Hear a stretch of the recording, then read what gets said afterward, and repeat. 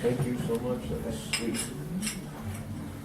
Well, I want to introduce you. So first of all, thank you so much for coming here. But, it occurs to me that I think we need to have a bigger house. The next house is going to have to be, what, twice, maybe 3 times, who knows? Yeah, and then we'll fill that one up. Right. So, exactly. So for those of you who may not know who Jivananda Prabhu is, he's a guru in our Krishna conscious movement. He's a traveling monk. Even though we really want him to stay here full time, we are selfishly coveting him. However, we release him every once in a while, so his next stop is India, and he'll come back to us, what is it, next few months from now. Yeah. So it's our pleasure to have him here. Thank you so much.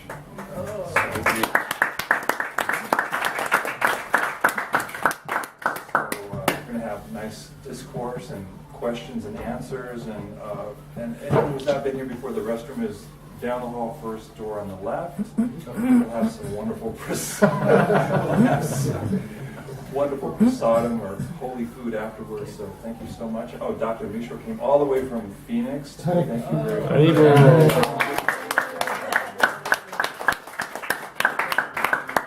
And before I forget, I put out, there's books out here, like little books on yoga and Lord Chaitanya and the Bhagavad Gita and self-realization. And so these are free gifts, so if you don't have any one of those books, feel free to take one before you leave tonight. So that's it. Without further ado, thank you so much. I always wonder what a do is. And why can't we have more? This is a do. Why can't we have well, you say, well, how do you know I'm finished with the ado? That's true. Shut me off. No more ado. So it sounds like that's a French word. So thank you all for coming. It's an honor and a pleasure to be here. And Bob and Tim's house is always so sweet. So nice. I kind of thought that we would just talk about whatever, what's on our minds, you know. And I'm just always curious. So I don't like to assume, so sometimes I find myself assuming, and I don't like that. So let's just start out by, let me ask the question that anyone and everyone can answer if they like.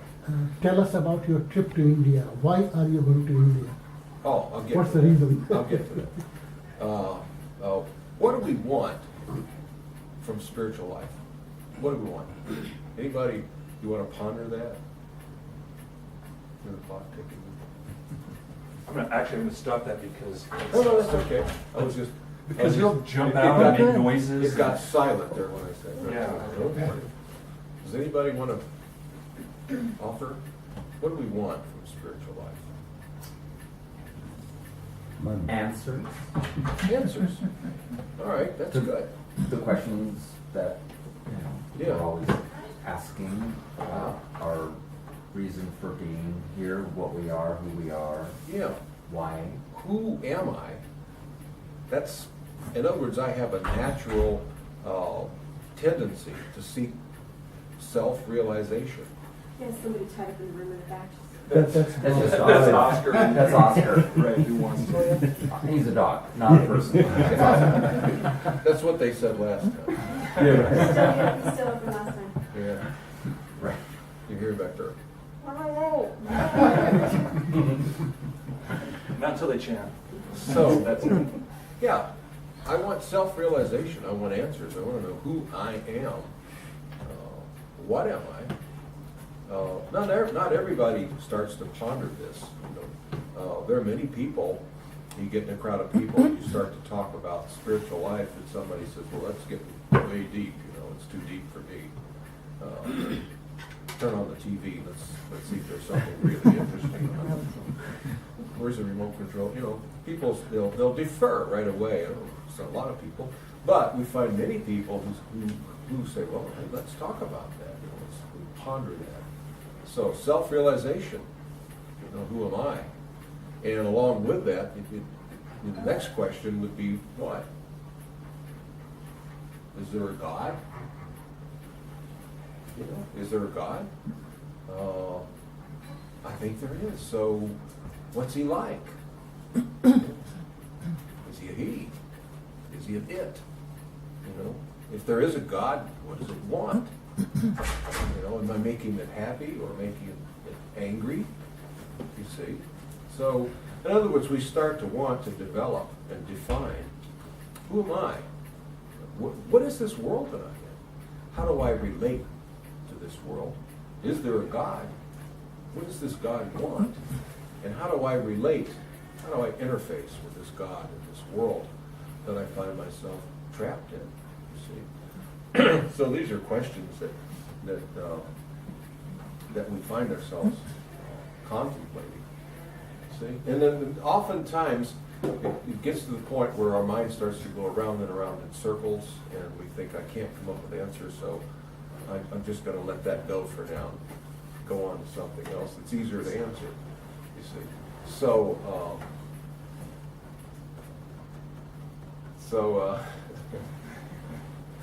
I was wondering how you stopped that. You just like she did. It was like Just it's mind. kind of like it's a. She's got those powers. Yeah. So the living entity starts to contemplate like that.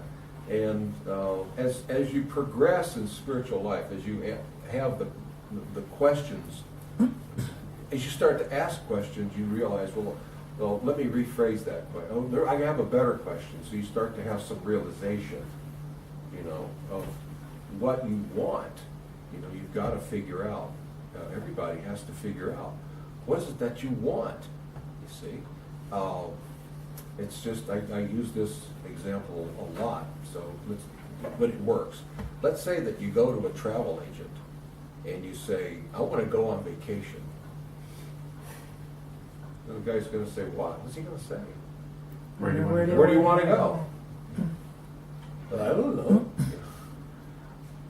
So, wait, you don't know where you want to go? Well, what's available? Well, you know, if you're in the mood for skiing, snow, You know, there's Vail, and there's this place and that place. If you're in the mood for sun and beach, you can go Hawaii, Florida. If you want to stay up all night and gamble and go to shows, we have Las Vegas. You know, if it's pizza, we'll send you to Chicago. You got to tell me what you want, and then I'll make a recommendation on a destination. Once we come up with your desire, what do you want, then we come up with a destination that will provide that.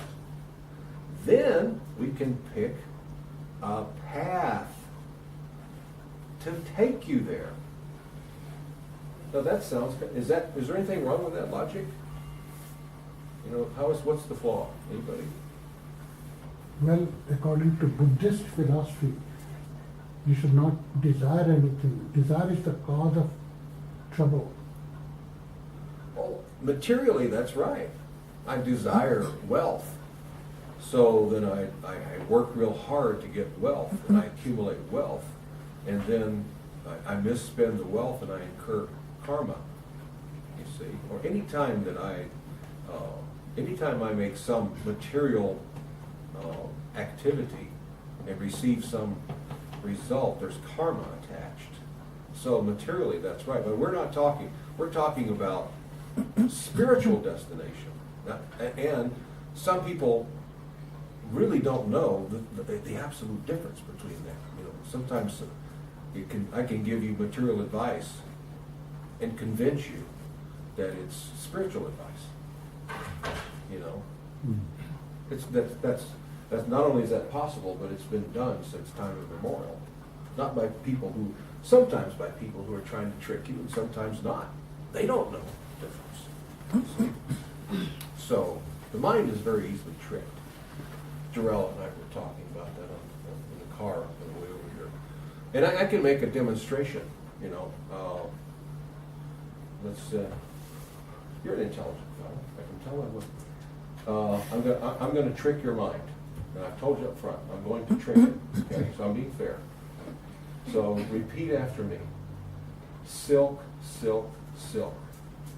Silk, silk, silk. What do cows drink? No. No. Cows give milk and drink water.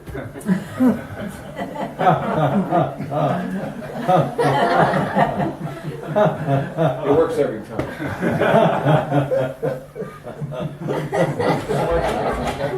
You're an intelligent fellow, but it works. So in other words, you get your mind going in a direction. So it's just like Jarrell was telling me that there was a guy, he learned in psychology, there was a guy that was a con man who was going around to jewelry stores, and he would say key words at certain times and end up buying jewelry. And right at the point of sale, he would pay for the jewelry with white pieces of paper the same size as money. But because he said certain words, the guy took it as money. You know, he would say something about, what was the example you gave? He's talking about taking a chance, and he'd say, take it, as It's talking about the guy, the store clerk getting married. he, You know, if you found the perfect love, and, you know, would you take a chance? If you do, just take it, as he's giving the white pieces of paper out. And the guy would take the white pieces of paper, and he would walk out with the jewelry, and it's not a crime, really. I guess it's kind of iffy. But, you know, the cops weren't after him, you see. So, words can be misleading, and especially if I don't know, if I'm inquiring from a teacher, I may get information that really sounds good, and I go in a direction 100 miles an hour, and I don't end up getting what I wanted. Perhaps it's because I wasn't clear with myself or fair with myself in coming up what it was I really wanted. You see, someone said something that got me on a path heading in a direction. You know, and I'm going for it, and I'm thinking, wow, this is what I wanted. And then later on, perhaps we're thinking, well, wait a minute, how did I get? What am I doing? This isn't what I wanted. I didn't know. It's another analogy is like if you go into a restaurant and not go into one not as good as Belinda's. One, you know, you sit there, you look at the mirror, at the menu, and you say, oh, this sounds good. First time you've ever been there. You pick out something that sounds very good, and so you order that, and the waiter brings it to your table, and you're eating it, and you think, this is pretty good. And you look over, and there's someone that has some dish, and you look at it, and you think, oh, that looks delicious. I wonder what that is. And you ask the waiter, you say, well, where's that? See what she's eating? This looks really good. Where is that? I didn't see that. You saw it. That's not on the menu. You know, she knows the chef, and when she comes in, she asks for that. So, well, if I had known that, I would have ordered that. I didn't know that was available. Well, it costs more money. I don't care. That's exactly what I would love to have. So you didn't know. So the first step is to find out what's available in spiritual life. What are the destinations? What are the items that I can get? What do you want? What can I get? What are my choices? You see. So basically, it kind of comes down to you've got maybe, let's say, three main choices. One of them is you can your spiritual destination. If you're going to end up at the lotus feet of the Supreme Lord, you can have a relationship of awe and reverence. You know, every time you see the Lord, you see, and you don't approach. You're in awe and reverence. See, like the presence of Lord Narayan in Vaikuntha. Another concept, another destination, could be that you go merge into an energy, in God's energy. You see, you go and become that. It becomes you become that. And the one that is so rarely discussed, the most rare of all, is to have a personal, loving relationship, physical, touchy relationship with a God that's not only does not require or request awe and reverence, but he has a distaste for it. Because with awe and reverence, you can't have blooming love, blossoming love, true, deep love, personal love, the kind of God that you can embrace, you see, and have a physical relationship with, talk with, one that's going to speak with you sweetly, you know, not look down at you, treat you like an equal, and perhaps even a superior, if that's the way the relationship works. You see, a God that you could have a relationship with that you may chastise sometimes. You could have a relationship with Krishna like that. Krishna is that destination if you want that kind of eternal, loving relationship. Now, loving is a word that has so many thousands of different definitions. You see, I'm talking about a love that we really can't comprehend. It's no strings attached love. You see, in other words, you offer a love, you're not expecting anything in return. Just to be able to love your beloved is the reward that you seek. You see, because you're loving the most lovable object, the most beautiful, the most charming, you see, the most everything, the most delightful. You see, so you seek that, if you seek that kind of relationship, then Krishna would be the destination. If you're seeking awe and reverence, then not Lord Narayan. You would try to aspire to achieve his planet. And if you want to merge, the concept of merging, though, is flawed in that we cannot become one with God. We're already one with God, but we're at the same time different. We're separate.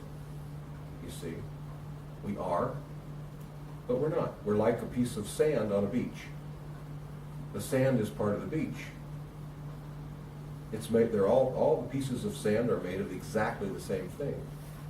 But each piece of sand is still an individual. You see, we cannot take away our individuality.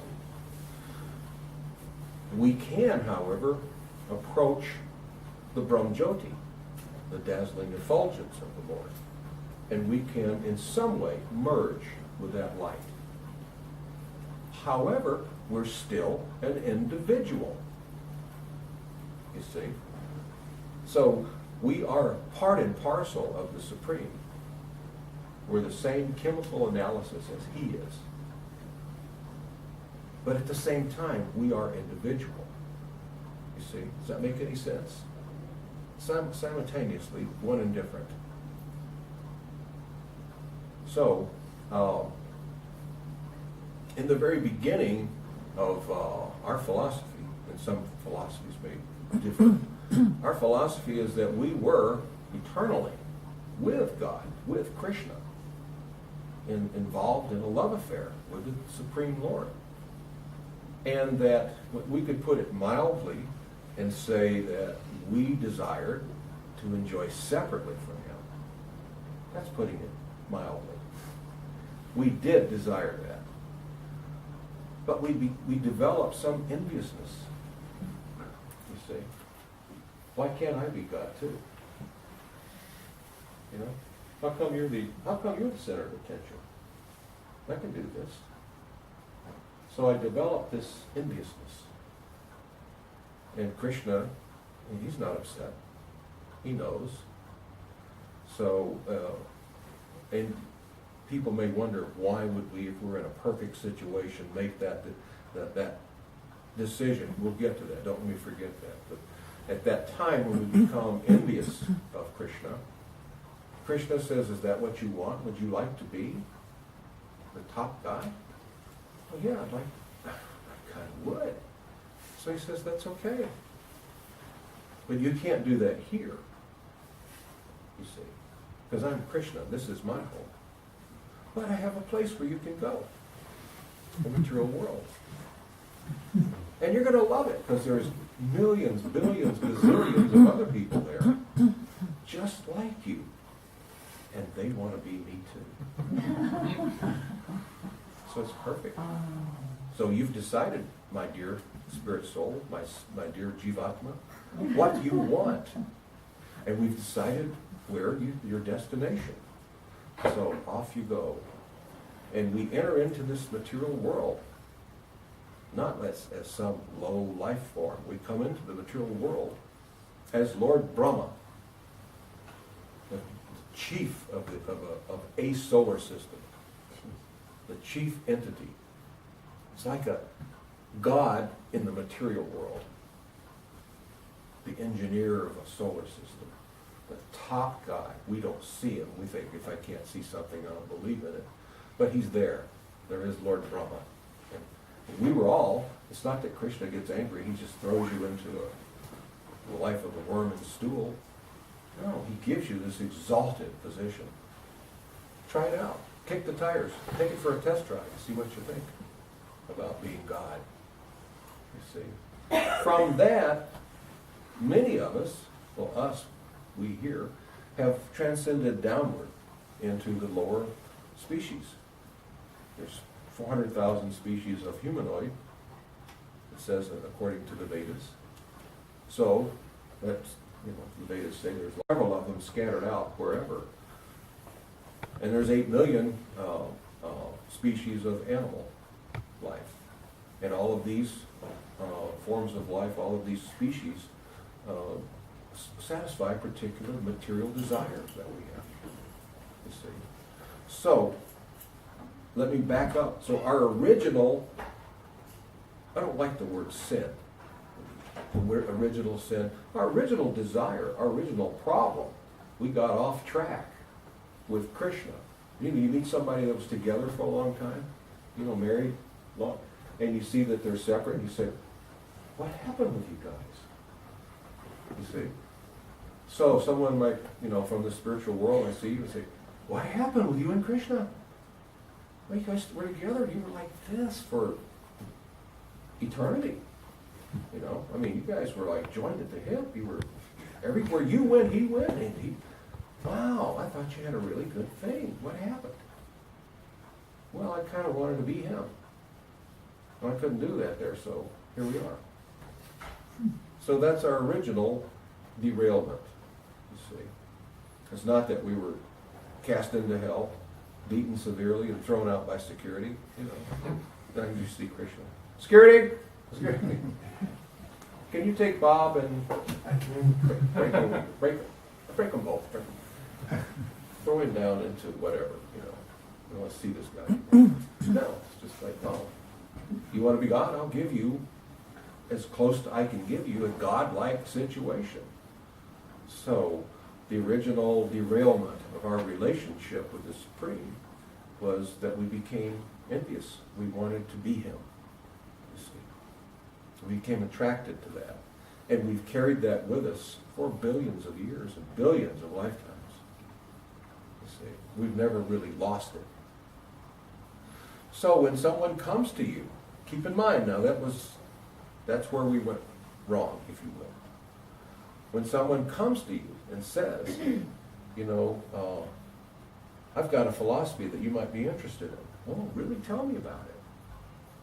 Well, the philosophy is that, you know, instead of accepting this one and if you do it properly, you go to heaven for eternity, or you go to hell and burn for eternity. Instead of that, I'd like to be God. What do you mean? You can merge. You can merge with God. Merge with God. You see. Merge with God. That means I become. Whoa. That sounds really good. So, in other words, I don't ever have to like bow down to God. You see, I don't have to do any worship. We're gonna be like, you know, I'm him, he's me, or I'm it, it's me. You see? Well, what does God think about that? God doesn't think. God is just energy. He's the universal energy that flows throughout the cosmos. Oh, so he's not going to get mad. No, he's not going to get mad. I mean, you are. As a matter of fact, you were him, and you fragmented. And you came to this material world. Oh, I did? Really? Yeah, so you really already are him. Gee whiz, well, how come I'm so bewildered by this material energy? Because the material energy bewildered you when you came here. It sounds so rosy, you know? So, what do I have to do? Well, you have to do this, you have to meditate, you have to create that extreme desire, and you'll go merge and become one with God. And for many of us, that sounds very attractive, you see. But no one told you, well, first of all, how are you going to, why do you want to merge with God? Why do you want to merge? Do you not like yourself? You got to like yourself, Phil, because you're so likable. If everybody loves you, you've got to like yourself some, huh? What's wrong with Phil? I could tell you. Yeah. What's wrong with Jorge? There's nothing unlikable about you or Bob. You like yourself, don't you? Most days. Yeah. So you don't have to give up Bob. You have an individual personality. I mean, to me, I'm not saying this is absolute, in my opinion is, you'd have to be foolish or broken somehow to think, I want to give up me. I want to get rid of me. And I don't want to have my personality anymore. I want to burn it up. You see, I want to be like a comet hitting the sun. That comet hits the sun, it fries, it's gone. I'm going to be gone. I'm going to be part of it. You see. So, that doesn't sound very mentally healthy. You know, you're a psychologist. It doesn't sound mentally healthy, does it? Yeah.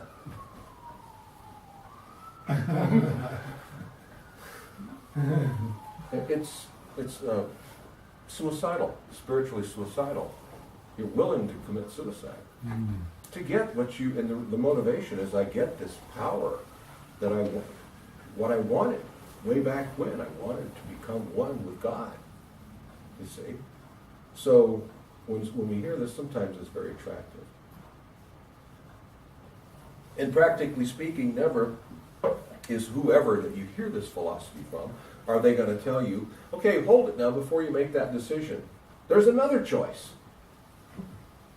You can stay you. Oh, well, that's good because I like me. I like being me. You can stay you and have a love affair, a supreme love affair with the supreme lover. Not necessarily as God, but as your just best friend, best lover, best everything, the sweetest, most desirable person. You know, mean God has a form? God has a form? The guy down the street was telling me that he was just energy. So, if God has a form,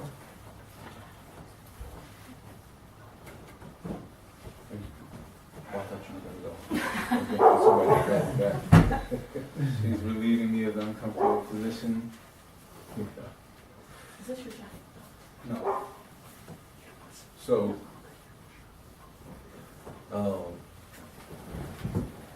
yeah, you can stay you. You can maintain your individuality. So you can't do anything to get rid of it anyway. You're stuck with yourself. You're an individual. You always have been and you always will be. So you start liking yourself. You're not going to be able to get rid of it. Okay? So you can maintain that and have this most superb love affair, the supreme eternal love affair with the supreme lover, Krishna, the most beautiful, the most attractive. So, and then, after hearing all this, then we make our decision. All right, book me on the flight to the merge thing, or book me on the flight to Narayan, or book me on that Krishna thing. No. So, does this make any sense? I do this because there's often confusion, you see. I can talk real pretty words, and convince people that I'm a great guy and I have great ideas. Has that ever been done before? Yeah, let's see. Adolf Hitler did it, didn't he? You know, he convinced millions, and he got people rallied behind him, gung ho. You see, so many people have done. Just because something is popular doesn't mean it's necessarily good. You see, so these popular sounding philosophies, you can go, you can't lose your identity. You can go and you can merge in the Brahmajyoti. You can do that.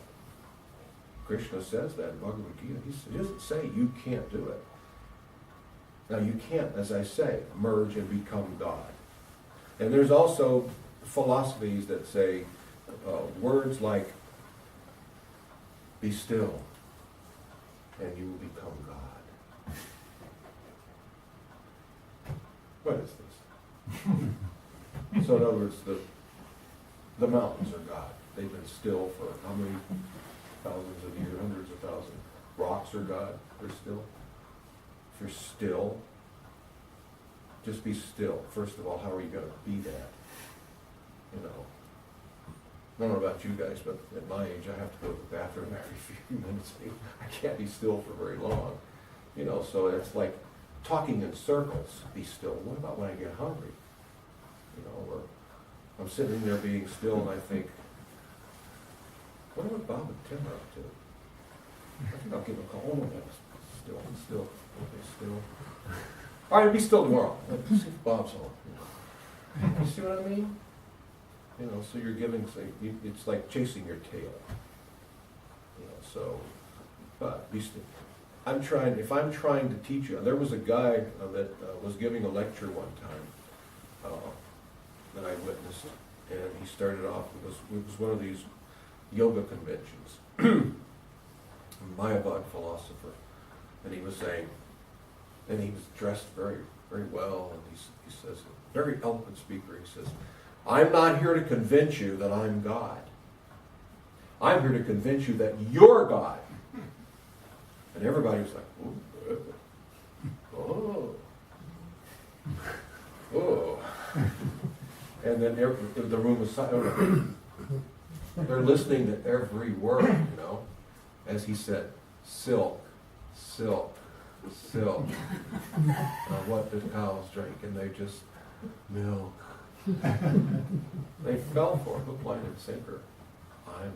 And walked away feeling good. I mean, it's feel-good stuff. But if you want to be God, go ahead and try, I say. But when those people say that they're saintly persons, in my opinion, I have to draw the line. I have to say, hold it. You're a great speaker. You say great things. But my dear sir, you are wrong. You cannot become God. You're not God. How can you be God? When I came to this material world, the material energy, Maya, conquered it. So then you're not God. Maya is God.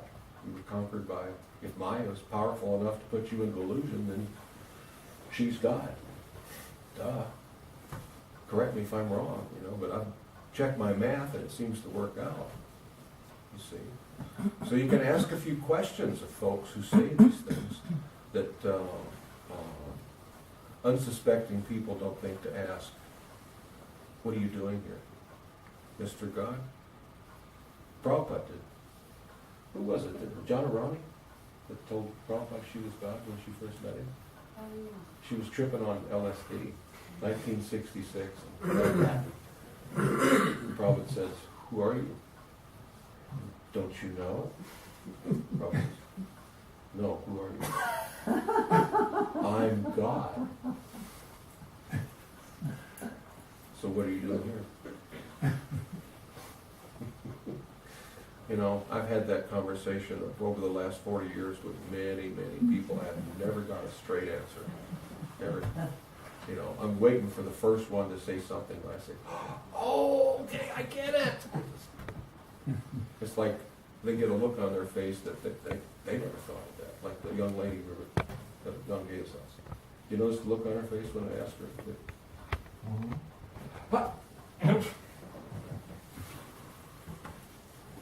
Well, it's, you know, it's like asking somebody what's 2 plus 2, and they say, well, well, the square root of 25 is 5, and it starts talking about something entirely different. Why? Because, wow, I never thought of that. See? So, there aren't any answers. There isn't an answer to it. If you're God, what are you doing here? And you didn't even know it. Until I told you you were God, you didn't know it. Come on. What kind of a God are you? My God can beat your God up. So I don't want to do anything to hurt anybody's faith. Our job as personalists, as Vaishnavas, is to let people know something that isn't on the menu. You see, this loving relationship with God isn't touted, it's not talked about a great deal. And I'm talking about not fear, not awe and reverence, but hand-holding love, you see. A person, a God that you worship with love. And you surrender in love. And then what does he do to you? He surrenders to you. As you love him, it's like you own him. You become that joined, you see. And you can't do this with energy. If you can, stick your finger in the socket in the wall over there. You can't. You can't take the personality out of it and have love. I mean, people that you love, there's something about them you love, isn't it? Typically, you know, when someone really loves somebody, you know, you can't get it down to an exact thing. So I just love their way. There's everything, the whole thing, the way they look at me out of the side of their face sometimes, you know. The tricks that they play on me, they make me laugh. Tender moments we have. There's something that's really attractive, you know. So that's the nature of the soul, is to want a personal, loving relationship. Now I can love the sun. I can love the sunset. You know, you see the sunset sometimes. It's so beautiful here. And you just think, I was in Hawaii a few months ago, and my son took me out to the sunset over the ocean, and, you know, that is so beautiful. I mean, you can feel some affection for it. But I wouldn't want to spend all day, every day with it. You know, it's beautiful. It appeals to my senses. It appeals to my eyes. After that, you know, what else? Here, sunset, I want to hold hands. You know, I'm telling you how beautiful you are. You haven't said a thing to me. It's so one-sided. So, does this make any sense? I want to put forth the item on the menu is that you can become a loving associate of the Supreme Lord. But you can't do that unless you approach Him with love. Any other path you take will take you to another destination. If we get on the path that takes you towards the merge, you're going 180 degrees. You're going diametrically opposed, you see. The person that wants to approach Narayan out of awe and reverence is not diametrically opposed. It's a different path. But the other guys, they're saying, we're going to go merge. You're going the opposite way that we're going. It's totally, 100% opposite.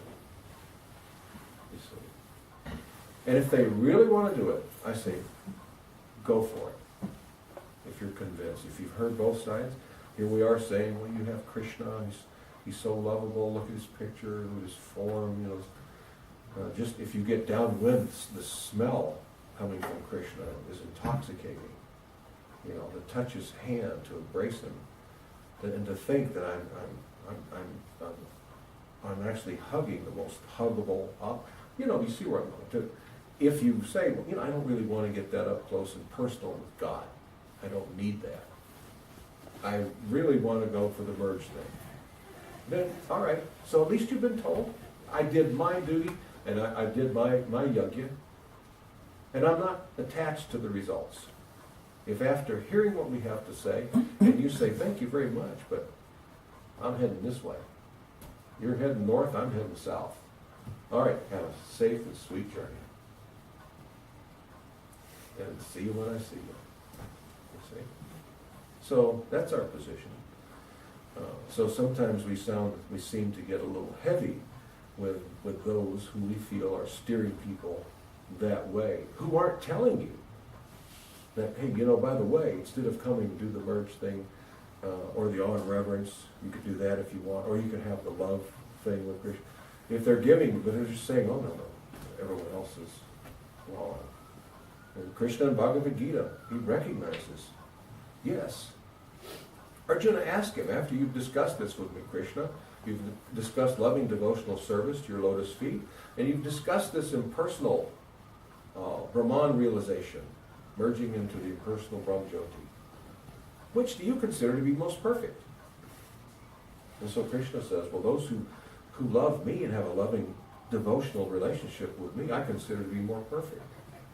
However, those who pursue the impersonal, they're fine too.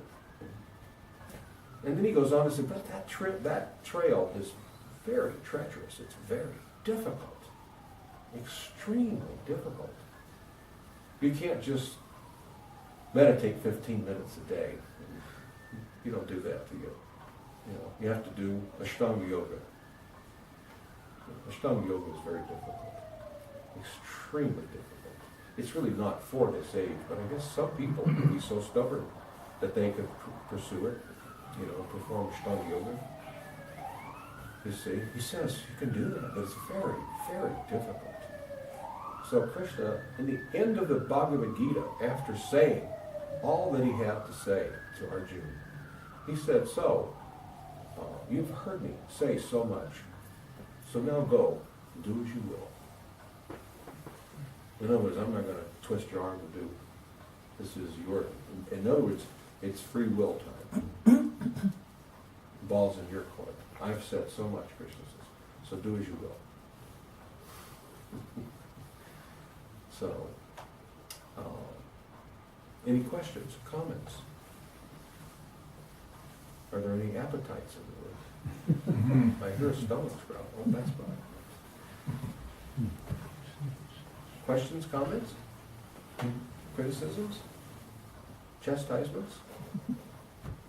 If you have rotten vegetables, now's the time to throw them. While you guys are taking questions and answers, I'm going to start preparing food. I highly suggest. Yes, Phil? I always have a question, but I don't know how to word this question.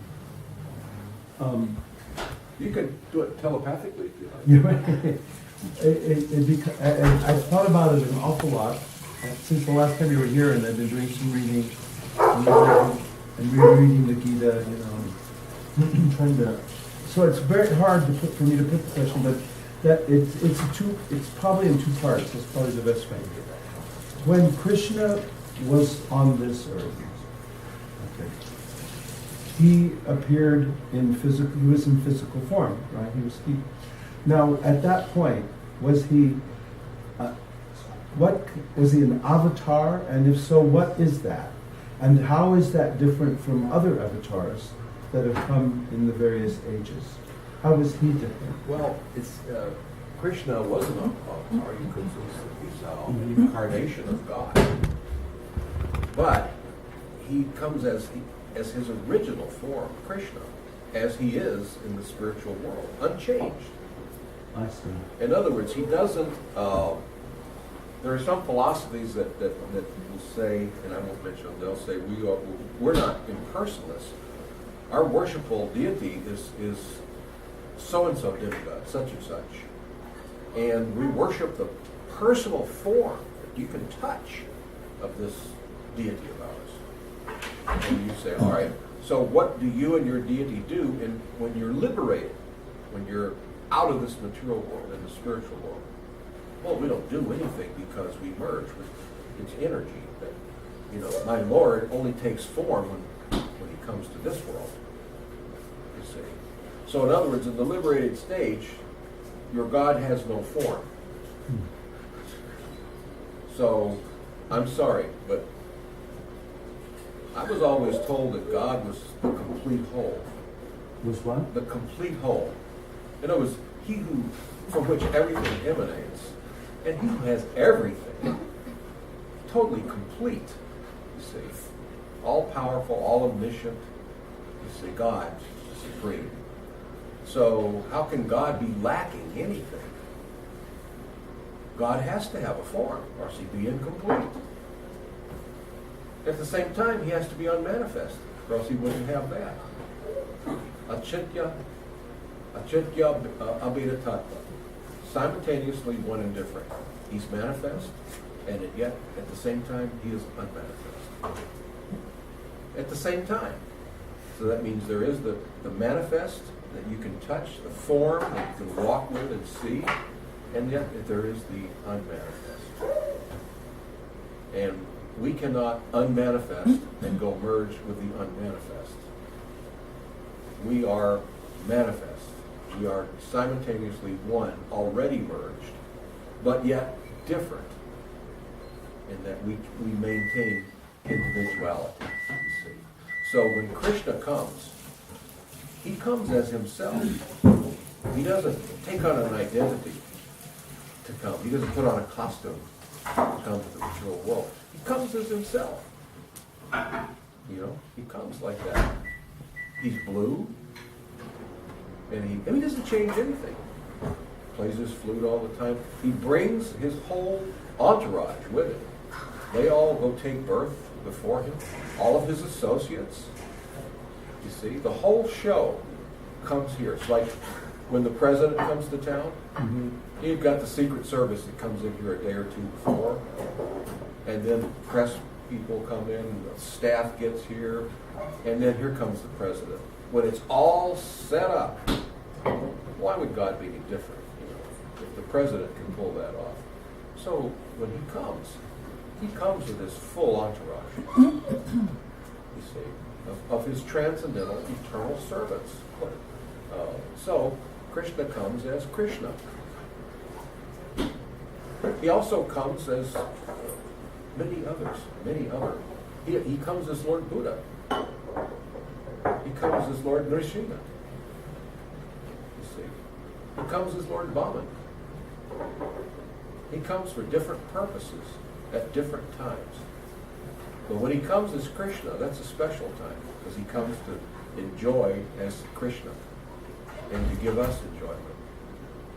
You see. So what was part B? There was part So B. why did he go? Why did he Why go? isn't he still here? I mean, you know, I mean, if you really stop and think about it, why depart? I mean, obviously, Lord Krishna can be in this original form everywhere, Yeah, on every planet, anywhere he would want to, right? yeah. So why leave? Well- Why make it? Why does it become then have to become in the realm of myth? Something then that one has to, you know, wait, go through millions of lifetimes even to be introduced to again. Do Yeah. you know what I mean? Yeah. It's like, why live a material life, die a material death, if you're God and you're in your original Well, form? Why not just but he stay didn't there? have a material life. But I mean, he did when he did pass away, didn't he? When he was here, he passed away physically. He faked it. He faked it. Yeah. But why? It's like when That- he came into the material world, he had a mother, and she was ready to give him the delivery, but he appeared outside the Right, womb. You know, right. he just I understand. he did the God thing. You know, he just, oh, here I am as a baby, and then and even when he was a baby, he was obviously supernatural with things that he did. But he says, millennium after millennium, I come as myself. Now, he sneaks in here as different other avatars from time to time to tweak this or to tweak that. But every so often, in every Kali Yuga, this age, this dark age that we're in right now, the age of quarrel and hypocrisy, he appears as himself to annihilate the demonic forces and to reestablish religion and those who are religious. They may not be at that point Hare Krishna devotees, but they're religious and they're righteous in some way, and they're being dominated by irreligious forces.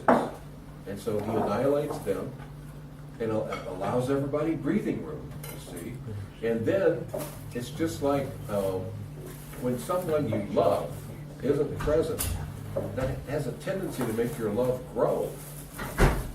Your love gets even, you turn up the flame, the love burns even more, you see. So by his not being present, there's service in separation, anticipating the moment when we'll be back together. What good would it do for him to come here and just babysit and stay here? So he's going to come here and babysit us? We come here, the world wasn't ruined when in the very beginning. We wrecked it. I want your resources, so I'm sending my army over there to kill your people and take your resources. And I'll convince the populace to go along with me because I say, well, I do it because I like your religion. You're not a Christian. That's been done. Or you're not a Muslim. So therefore I can justify killing you because you're not a Muslim or you're not a Christian, or you're not a this or you're not a that. So we're going to send our army to kill you and take your, and since we're killing you and we're going to take your country over, we get the spoils of war. We get your resources. You see? Because your religion and my religion are different. I can convince people that believe my religion is the only way that you're wrong enough that I can go kill you and take your land and your resources. Or beat you into submission and take your resources. You see? In other words, it's about money. I use religion for profit and gain. How can there be any other reason why we would do that? So, we wrecked the world. We polluted it. We continue to pollute it. You know? I mean, is there anybody that can guess how many tomorrow, just in North America, just in the United States of America, continental United States of America, how many animals are going to be slaughtered tomorrow just to satisfy the tongues? Now, through our lifetimes, we've seen the medical people changed their opinion on meat. And it's now become quite evident, scientifically evident, that is not only cruel, but it's bad for you. It causes disease. It's not good for you. You shouldn't eat very much, if any. I've had doctors tell me that. Mm-hmm. Doctors that didn't know I was a Hare Krishna. They knew I was a vegetarian. They were saying, you know what, you're on the right track. You see. So it doesn't. They kill 100,000 cows every day. Yeah, I mean, probably that many in Arizona or Texas anyway. 37, 38 million cows every year. Yeah. For what use? Just to satisfy their It tastes good. Yeah. We've screwed this world up. We're upside down. There's going to be probably 50, I don't know, I lost the number. How many more abortions are there a year? You know, there's going to be maybe 50,000 at least abortions. Human beings killed before they have a chance to be born so that people can have a choice. And we condone that. You see. We saw Hitler kill 6 million people. He was condoned by his people. He was condoned. There were people who didn't like it, but you see, he had a following that was behind it. And Stalin and so many things. And there's horror. There's been horror on this planet. And here we are, you see. So, we did this. Krishna didn't say, oh, I'm going to send this horror. I'm going to cause evil. He said, all right, you want to be God? Go. I have a place for you. But you're going to have to compete with all those others down there, and they want to be God too, you know. So therefore, there's competition and one-upsmanship, and I want all of my share, and perhaps some of yours, all I can get. You see. So my question is, why should Krishna come here and say, oh, stop that, don't kill that cow, kill that cow, boy, oh, I'm sorry, okay. And you over there, don't develop that nuclear weapon. If you do, I'm going to send a thunderbolt, I'm going to fry you. Okay, I won't. Come on. So, I think if people saw how animals were become food, they just go to the markets and styrofoam and plastic. If they were to see how they get the whole process, when I worked at the state penitentiary, I take the inmates to Hickman Egg Farm, and they had like 6 hen houses, and I saw firsthand double deck, like a mile long of cages of just purely laying hens. It was awful just being there. I mean, watching them go. They would lay eggs for 2 years, and then they would have repop, which meant the inmates would go down, take the chickens by their legs, and the legs would break, throw them in a gassing box, and then they would ship them outside for just molt, and then they'd put the baby chickens. It was just awful, just to see that, yeah. And then at one point the chickens were dying, and they had no idea why they were dying, and they're in there with other chickens. Well, when those eggs, come down the cages and the conveyor belts, the eggs go up, and then they go down to the conveyor belt to get clean. I mean, they're mixed with the chickens that are dying too. They couldn't figure out why they were dying. And those went to the public. I mean, just to see all that firsthand, I mean, it was a sight. It was just awful.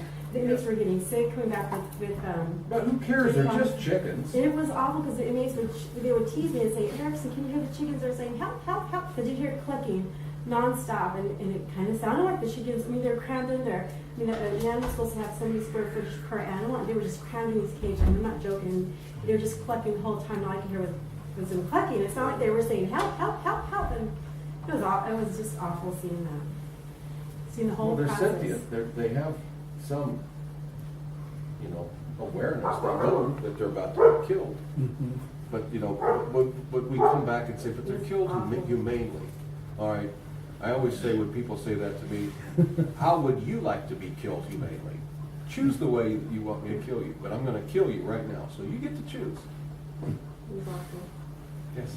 Since Krishna left in his Bhagavan form, Yeah. he actually stayed in his Paramatma feature.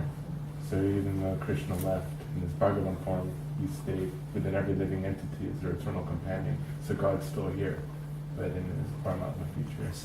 In the Christian, That was the second in the part. Christian philosophy, it's called Holy Spirit, the Holy Spirit, the Paramatma, Holy Spirit. In other words, that pervades it. He's everywhere. He's right with us. He's in every atom. You know, he's here, observing, but he's not. He's giving you free will. So what you're saying then, if I just really want to understand, No, I'm no, not that's challenging good. anything. But then you can have this personal, intimate, sweet, loving relationship right here. Yeah. But once you get there, once you get to that Paramatma, you're going to want to go to the source of the Paramatma, the person. The Paramatma is personal as well, but there is another feature, the original Bhagawan. Bhagawan, Krishna, the God. Bhagawan, Bhag, opulence is, And one is one who has constant. completed all Six. Yeah. six opulences, you know. All power, all fame, all wealth, description of God, like that. So, it's a description of Krishna. So, In present age, Krishna is present in his holy names in present age. I see. So he is not invisible, he is present through his holy names. And that is through Mahamantra. Hare Krishna, Krishna Krishna, Hare Hare, Hare Ram, Ram Ram, Hare Hare. And that is the simplest way to see Krishna face to face. Srila Prabhupada said that if you read but I Bhagavad gotta Gita, warn you, right, that chanting Hare Krishna is the worst way to merge with. You're not gonna do the merging, you know, into the light. If you chant Hare Krishna, you don't get that. I'm gonna be honest. I don't wanna mislead as others have misled. What do you mean? If you chant Hare Krishna, you're gonna get the warm and fuzzy, huggable guy, you know. The guy that's gonna give you a big kiss on the cheek and Mhm. squeeze you and say, oh, it's so kind, this is wonderful that you came back, you know, I'm so happy. So does he appear So- to people who inform? Hmm? Does he come to people, to devotees, inform? Yes. Yeah. Many instances of where he has. Yeah. And when you chant Hare Krishna enough and offer love to him, you take one step towards him, he takes 10 towards you. You see? And so, after some time, and after your love gets to, it's all about love to get to Krishna. When your love gets to a certain point, you're advanced enough that you'll see him all the time. He doesn't go away. He's there with you all the time. and he comes and he sends also people. He what? He comes himself and he sends his people, Oh, he sends his messengers, like teacher, Acharya, Prabhupada. And Prabhupada chose him. So that's where the chain continues. And we also have his words in Bhagavad Gita. These are the instruction of Krishna. So these are no different than him. Yeah. Because we are every day reading from the scripture, means we are associating with him, with his instruction. So all the time we are with him. It's like if you found a letter, you know, from God to you, and you started to read it, and he's saying, if you long for me, you can have me by doing this. And you think, oh, wow. So the Bhagavad Gita is like that. It's a description, it's a roadmap to Krishna. It will not take you to the merging thing. I want to be honest. I like that. I like telling people. I don't want to mislead people to think if you follow this path, you can do the merging, hokey pokey. You can't do that with us. We don't sell that. You know, we're not about that. Yeah. Every religion says, this is the only way, this is the only way to get to a certain destination. But to have this pure, loving, reciprocal relationship with Krishna, is Krishna consciousness the only way, or are there alternatives? No, Krishna's saying you can go whichever direction you want. If you want me, then here's the path. If I'm your destination, here's your roadmap. If you want to explore my impersonal form, then here's the roadmap to that. But that roadmap isn't going to give you love. It's not going to give you eternal peace. Going to the impersonal liberation, you can be liberated into the impersonal Brahmjyoti and be just a spiritual spark buzzing around the outer covering of the spiritual world. But see, you give up so much. How can, if you're in an energy like that, in that environment, how can you exchange love? People will say, oh, but it's just there.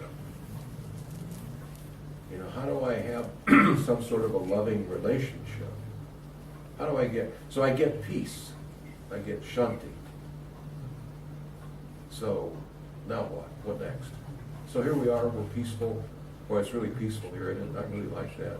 It's quiet here too, isn't it? Did I say it's peaceful? It's really peaceful. I'm loving this peace. What do you want to do? What are we going to do now? I'm feeling really warm and fuzzy here, and I want more. It's not complete. So the living entity comes back and looks for another path, because I'm thinking there may be a better, more satisfying destination. But you could stay in that unmanifest. You're still you. You still have your personality. But you can stay in that liberation as long as you want. You see?